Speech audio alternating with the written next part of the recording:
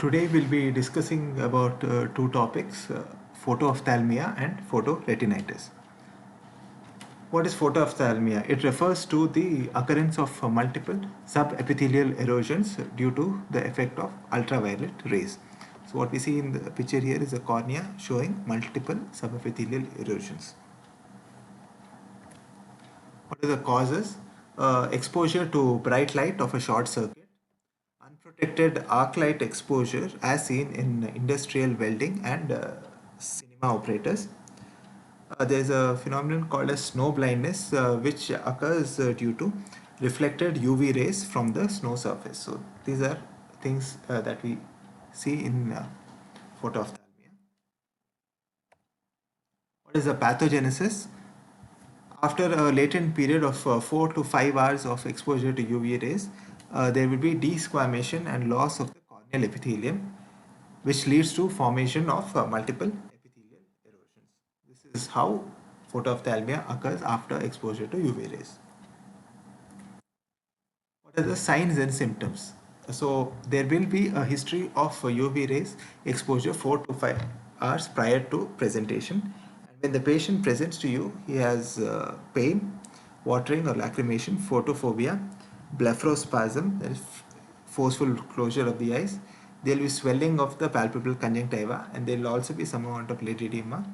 And when we stain the cornea, we see multiple spots of fluorescent staining, as we see it in this picture here, which is seen in a slit lamp. How do we treat photoophthalmia and how can we prevent it? Treatment includes cold compress for the lid edema, and also the pain comes down with that. We need to patch the eye for 24 hours after instilling antibiotic eye ointment.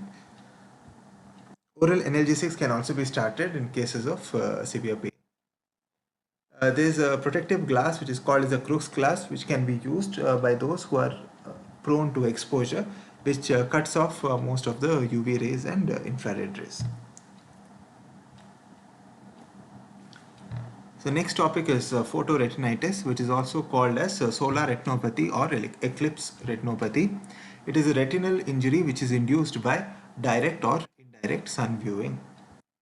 So causes include prolonged sun gazing and solar eclipse observing. Other causes include welding arc exposure, retinal phototoxicity from ophthalmic instruments like operating microscope. So prolonged surgical procedures where the patient's eyes are exposed to the operating microscope lights can be a risk factor for photoretinitis. The pathogenesis is as follows. Retinal damage occurs through photochemical effects which are produced by the UV light, and also thermal effects which are produced by the infrared rays. These rays are absorbed by the retinal pigment epithelium and they bring about the classical retinal changes.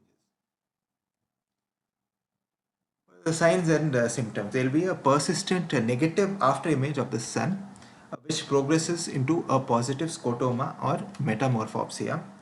There will also be blurring or distorted vision, which develops within 4 hours of exposure and gradually it progresses or improves over 6 months.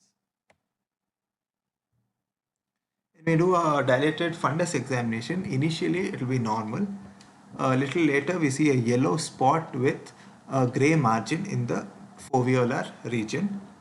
Later on, a central burnt out hole in the pigment epithelium is seen, surrounded by an aggregation of mottled pigment. So this is what we see in solar retinopathy.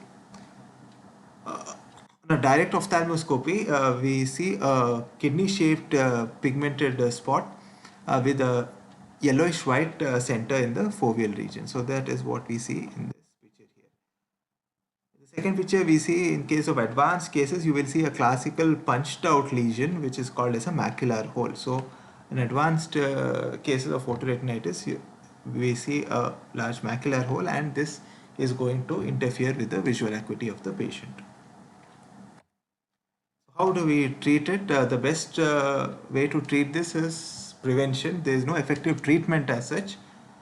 Prevention is by encouraging people and educating them regarding the eclipse viewing, and we should tell them about the protective eyewear before viewing solar eclipse. Crookes glass can also be used by patients who are at a higher risk. It helps to block the UV and the infrared rays. Thank you.